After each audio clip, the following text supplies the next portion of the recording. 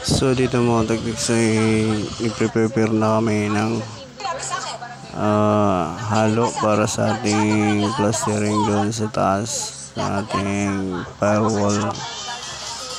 So habang nag-prepare sila mga tagtiks, ito makikita nyo natatapos na namin sentadaan at ito yung lababo.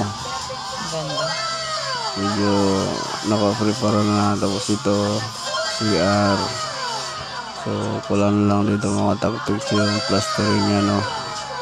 So yan yung mga bang natin ng mga tubig, floor rin.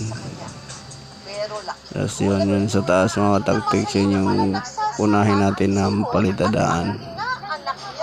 So yan na nga. So dito kulang pa ng kunting asintada dyan. So ito pala yung kasama ko na si Mark. Yan, nag-prepare ng para palitada sa taas. Tapos yun dito, ito yung isang unit pa na studio type ROM. So ito yung mga kasama ko. Hukay pa nila yung isang natin ng puting. So ito yung isa, tapos na nabuha na nila. Ito yung isa. Wala kayong konsensya.